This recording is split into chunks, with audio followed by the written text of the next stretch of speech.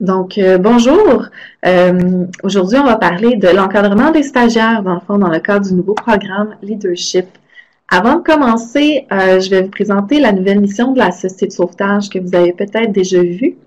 La Société de sauvetage favorise les interactions sécuritaires avec l'eau afin de prévenir les noyades et autres traumatismes. C'est une mission qui est dans le fond en vigueur depuis avril 2018 avec la nouvelle planification stratégique 2018-2021.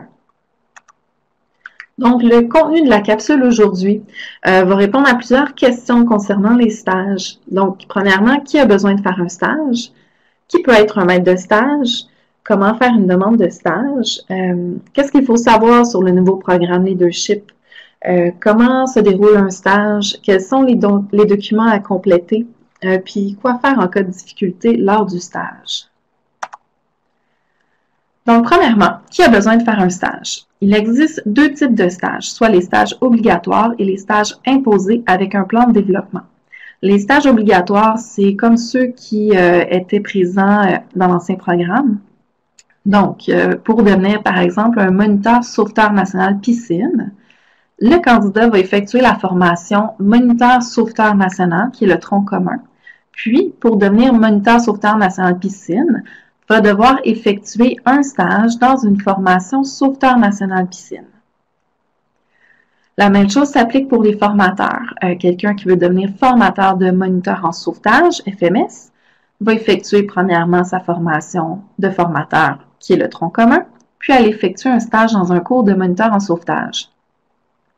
Le deuxième type de stage, c'est une nouveauté avec le nouveau programme Leadership. C'est un stage qui est en lien avec un plan de développement. Donc, quelqu'un dans une formation de moniteur en sauvetage ou de moniteur premiers soins qui, à la fin de la formation, n'a pas démontré l'ensemble des critères de performance, va créer un plan de développement à l'aide du formateur. Et dans ce plan de développement-là, le candidat va devoir écrire comment il va démontrer ce qui est manquant. Et un stage peut être une des solutions proposées. Donc, le candidat moniteur en sauvetage va devoir effectuer, par exemple, un stage dans un cours médaille de bronze ou croix de bronze pour pouvoir démontrer qu'il a atteint tous les critères de performance requis pour devenir un moniteur en sauvetage. Dans le cas d'un moniteur premiers soins, il pourrait faire un stage dans le cadre d'un cours de premiers soins général, par exemple. Maintenant, qui peut être un maître de stage? Donc, ça peut être un moniteur ou un formateur qui a enseigné au minimum 2 formations identiques à la formation dans laquelle il recevra un stagiaire. Par exemple, un candidat moniteur en sauvetage qui souhaite qui cherche un stage dans un cours de croix de bronze, il va devoir trouver un moniteur en sauvetage qui a déjà au moins donné minimalement 2 cours de croix de bronze. Également, ce moniteur-là ne doit pas avoir eu de problème connu par la Société de sauvetage concernant son rôle de moniteur ou d'enseignant. Donc ça, vous allez le savoir en fait, si vous faites la demande à la Société de sauvetage, c'est à l'interne qu'on va vérifier si c'est accepté ou non comme stage. Donc maintenant, comment faire une demande de stage? La première chose, c'est d'essayer de trouver son stage, donc avec quel moniteur, quelle date, quel endroit. Quand on sait ça, on va remplir le formulaire web disponible sur le site de la Société de sauvetage, donc au www.sauvetage.qc.ca dans la section du tableau de bord, section Leadership. Le formulaire est là. Puis s'il y a lieu, payer ses frais de brevet.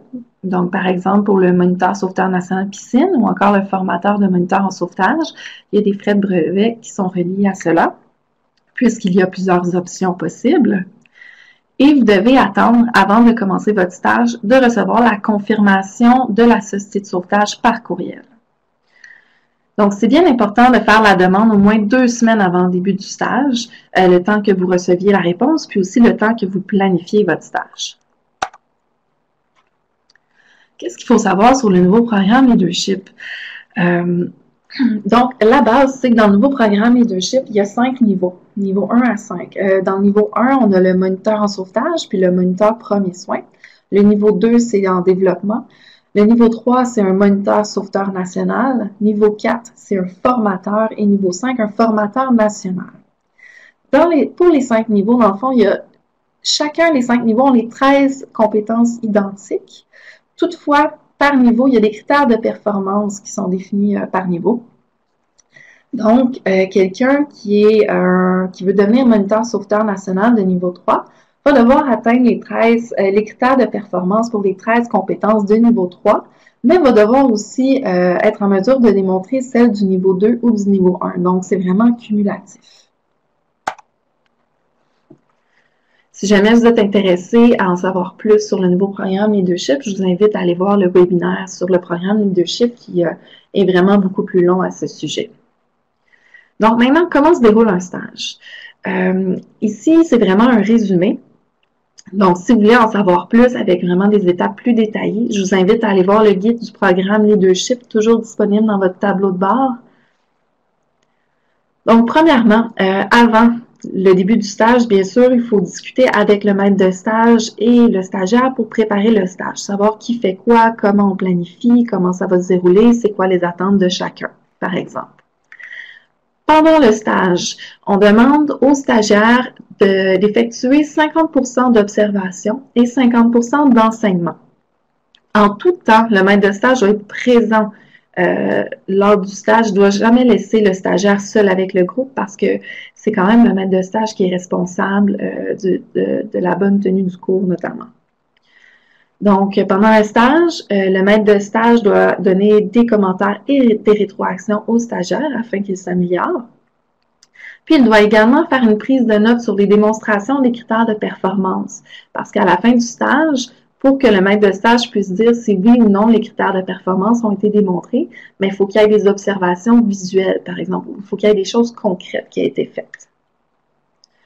Puis par la suite, après le stage, il va falloir compléter les documents administratifs, puis les transmettre à la société de sauvetage. Donc, en gros, c'est les étapes. Donc, quels sont les documents à renseigner, c'est-à-dire à compléter? Il y a trois types de documents, pardon. Donc, le premier, il y a l'évaluation sur les compétences du nouveau correspondant. Donc, disons que vous êtes un moniteur sauveteur national et vous recevez un stagiaire qui veut devenir également moniteur sauveteur national piscine. Et là, vous allez prendre l'évaluation pour le niveau 3 avec les critères de performance. Donc, vous allez pouvoir évaluer si les critères de performance lors du stage ont été démontrés ou non. Il faut que tous les critères de performance aient été démontrés.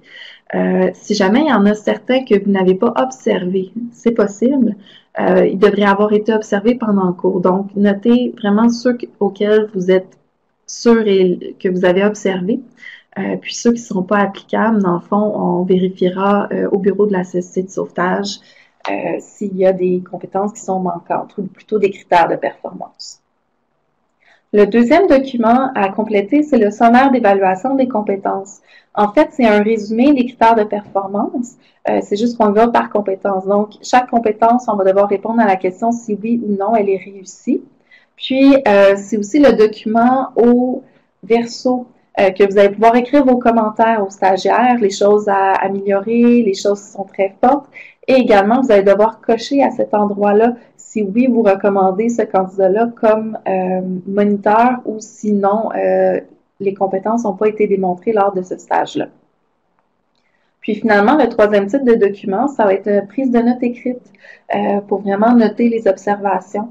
Ça peut être fait avec un journal de bord, comme ça pourrait être fait également avec juste des feuilles de papier, mais il faut vraiment pas que le résultat du stagiaire sorte de votre tête. Vous devez être en mesure de justifier son résultat et ce, de manière écrite.